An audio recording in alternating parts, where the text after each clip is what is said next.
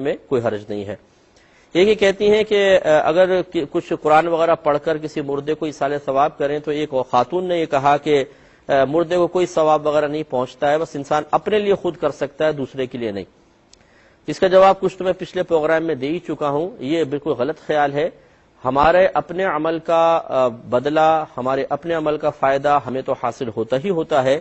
اللہ تعالیٰ کے رسول صلی اللہ علیہ وسلم بلکہ خود اللہ تبارک و تعالیٰ نے ہمیں یہ تعلیم دے دی ہے کہ ہم اپنے عمل سے دوسرے کو بھی فائدہ پہنچا سکتے ہیں، دنیاوی اور اخروی دونوں طرح کے فائدے۔ جیسے دعا ہے، مثال کے طور پر دعا ایک عمل ہے، اسی لیے الدعاء مخ العبادہ کہلاتی ہے کہ دعا عبادت کا مغز ہے، یعنی عبادات میں اصل ہے دعا۔ تو عبادت ایک عمل اور فعل ہوتا ہے، تو اس کے اندر دعا بھی ایک عمل ہے، اور ہماری دعا سے دیکھیں اخروی فائدہ ہوتا ہے۔ نبی کریم صلی اللہ علیہ وسلم نے فرمایا ایک شخص کا مرنے کے بعد ایک درجہ بلند ہوا تو اس نے اللہ تعالیٰ کی بارگاہ میں عرض کی، یا رب کریم میرے اعمال کا سلسلہ تو ختم ہو گیا ہے، یہ کس وجہ سے میرا درجہ بلند ہوا؟ تو اللہ تبارک و تعالیٰ نے ارشاد فرمایا کہ تیری نیک اولاد نے ابھی تیرے لیے دعائیں بخشش کی ہے، یہ اس کا بدلہ ہے۔ اس کا مطلب یہ ہوا کہ دعاؤں سے درجے بلند ہو رہے ہیں، دعا ایک عمل ہے، میرا عمل ہے، لیکن دوسرے کو فائدہ پہنچ رہا ہے۔ ایسی میں نے آپ کو روایت عرض کی تھی اور بہت ساری ہیں، دوبارہ ریپیٹ کر دیتا ہوں۔ حضرت سعد رضی اللہ تعالیٰ عنہ نے نبی کریم صلی اللہ علیہ وسلم کی خدمت میں عرض کی، یا رسول اللہ صلی اللہ علیہ وسلم میری والدہ فوت ہو گئی ہیں، میں ان کے لیے کون سا صدقہ افضل ہے؟ سرکار نے ارشاد فرمایا پانی۔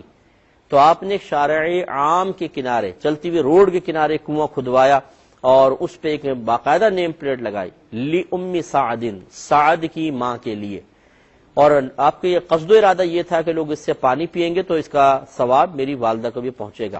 تو بتائیے اب یہ عمل ہمارا ہے، مردے کو ثواب پہنچ رہا ہے، ہم نے ان کے ایصال ثواب کے لیے کنواں قائم کر دیا، ثواب جاریہ ہو گیا۔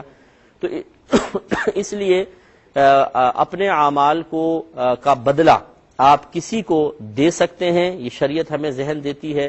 جیسے میں ایک اور مثال دے دیتا ہوں، نبی کریم صلی اللہ علیہ وسلم کی روایت ہے، مسلم کی روایت ہے، سرکار ایک مرتبہ آپ نے مینڈھا ذبح فرمانے لگے تو آپ نے اللہ تعالیٰ کی بارگاہ میں عرض کی، اے اللہ تعالیٰ اس جانور کو میری طرف سے، آل محمد کی طرف سے، آل محمد کی طرف سے اور امت محمد صلی اللہ علیہ وسلم کی طرف سے قبول فرما لے۔